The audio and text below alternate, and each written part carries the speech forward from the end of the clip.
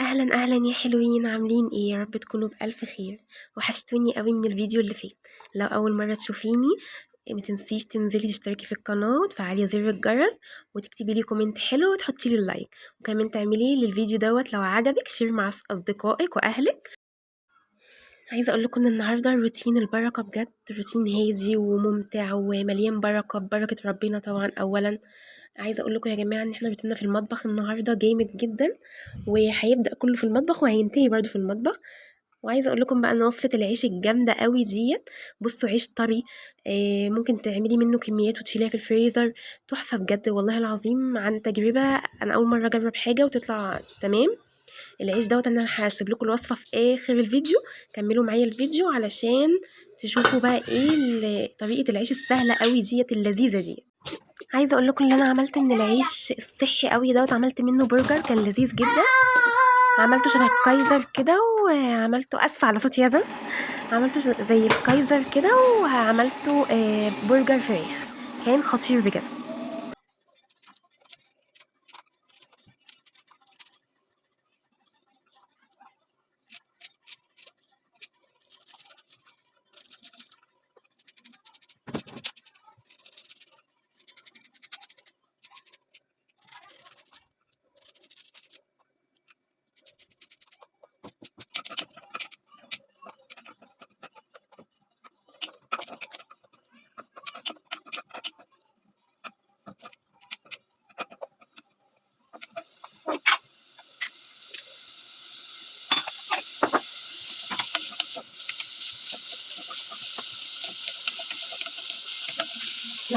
والله يا جماعه اتس يامي بجد، اللي مش بياكل الاكل ده فايته كتير. طبعا انا بطبخ بسمنه بلدي علشان خاطر الزيوت المهدرجه بقى، المهدرجه والحاجات دي. فانا بطبخ بالسمنه البلدي. دلوقتي انا عملت، حطيت معلقه سمنه حلوه كده. ماشي، طبعا بالذات في الطبيخ، يعني في الطبيخ لازم حاجه حلوه يعني. انزل بقى في الخطوه دي، انزل بالطماطم بتاعتي.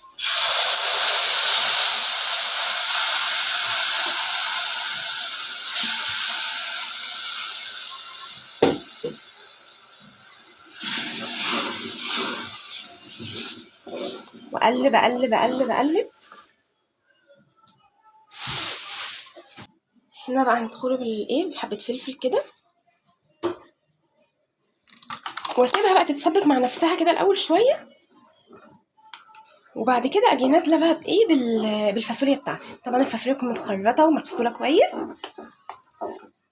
او مغسوله يعني متخرطه. بصوا بقى الرز انا عملته معاكم كتير قوي كذا مره، والرز ليه كذا طريقه، يعني انا بعمله بكذا طريقه بصراحه، بس دي اسهل طريقه.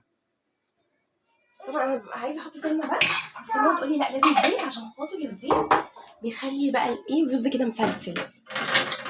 فوالله انا ببقى بجد مش عايزه احط زيت يعني، بس هبحط نقطه كده مع السمنه اهي بس كده.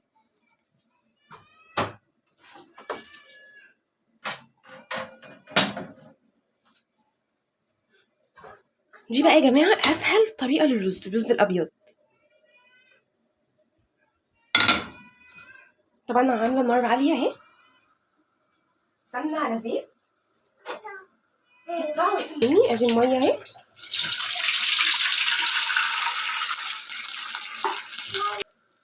كده كفايه ملح.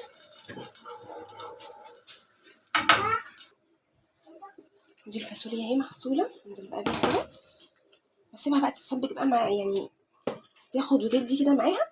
واول لما بحس ان هي قلت باجي بقى منزله يعني ايه مج الشوربه كده. وفي الاخر خالص خالص بحط الملح كده مع الصلصه، تاخد بقى وتدي بقى ايه مع الصلصه. بصوا اهي،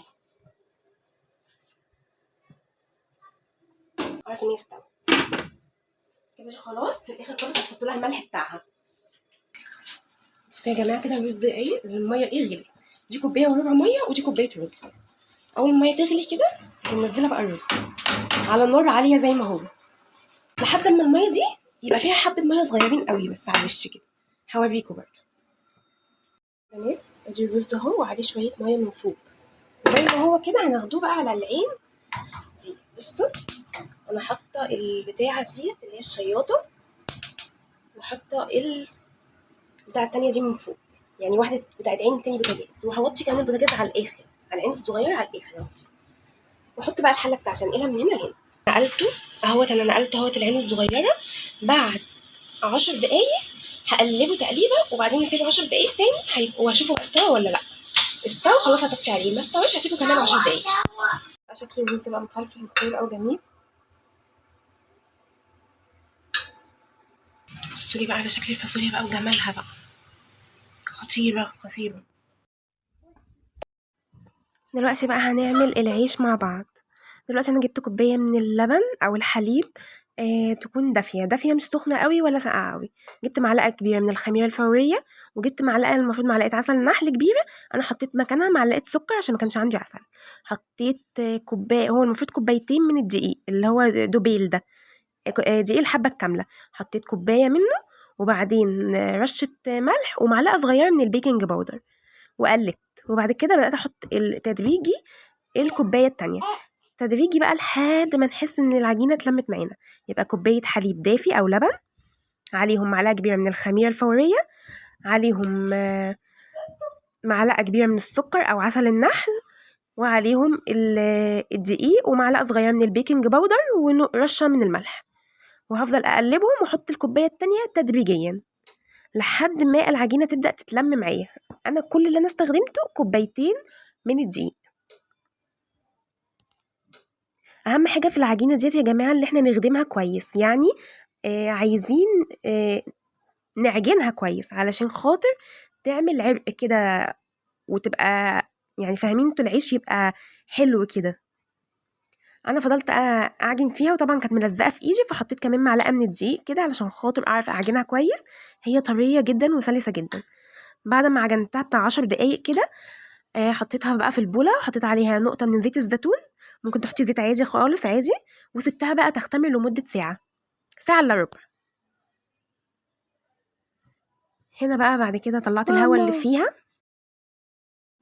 وقسمتها بقى كل واحدة، لو عندك ميزان يبقى تقسمي كل واحدة 70 جرام، تمام، عشان تبقى مناسبة. أنا قسمتها بالشكل كده عادي عشان خاطر أنا ما كانش عندي يعني ميزان. بس يا جماعة عايزة أقول لكم أنا كنت حاسة إن هي صغيرة قوي يعني في إيدي، بس بعد ما عملت الخطوات الباقية لقيته نفش كده وبقى حلو.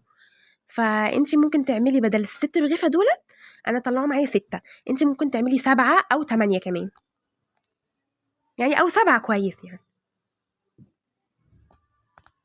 وهيطلع كمان معاكي رغيف حلو، يعني مش هيطلع معاكي رغيف صغير، لا هيطلع معاكي رغيف حلو كويس. بص انا بدأت اعمل هنا الكايزر اهو هناك، وهنا عملت عيش فينو. انا كنت خايفة لاني انا اصلا في المخبوزات ما بتطلعش معايا قد كده بصراحة، بس بجد الطريقة ديت خطيرة يا جماعة، وهعملها على طول وهعتمدها بجد، وبجد مشبع جدا، يعني لو انت تاكلي نص رغيف تشبعي، يعني تشبعي. هكون بقى في الوقت دوت حاطه ميه مغليه فقط لا غير، ما فيهاش اي حاجه خالص، ميه على البوتاجاز وبتغلي، ومولعه البوتاجاز عادي. هحط بقى العيش ده فيها يمين دقيقه وشمال دقيقه، يعني على الوشين دقيقتين، يعني دي دقيقه كده دقيقه والناحيه التانية دقيقه. وبعدين بقى هصفيها كويس قوي قوي قوي قوي من الميه، وهوديها على صينيه، يا اما يكون فيها آه اللي هي اسمها ايه، ورق زبده، او انتي عاملاها بالدقيق. انا عاملاها بزيت وعليها دقيق من نفس الدقيق برضه. هنا حطيت سمسم فوق الوش، وحطيت زعتر. بس انا عايزه اقول لكم حاجه يا جماعه، الخطوه دي تخلوها قبل ما تحطوها في الميه علشان تمسك فيها. الزعتر بيديله طعم حلو قوي قوي قوي في الاكل ده، اللي هي الدقه السوريه، بتديله طعم خطير بجد، بتغيره لحته تانية خالص. كمان لو تحشيه بقى جبنه، حاجات كده. شوفوا لي بقى قد ايه مفرغ العيش وطري، وتعرفوا تقدروا تحتفظوا الكميه في الفريزر وتعملوها تطلعوا على القد. بجد خطير جدا، بجد الوصفه ديت على ضمانتي. عايزه اقول لكم بس حاجه، وانتوا تقفلوا العجينه يا ريت تخلوا القفله بتاعت العجينه من تحت في الصينيه لما تدخلوها الفرن، علشان ما يحصلش بس التشققات دي. لو وصلتي معايا الفيديو لنهايه الفيديو، ما تنسيش تدعميني باللايك، لان انا تعبت جدا في الفيديو ده. ده شكل الكايزر اللي انا عملته. باي.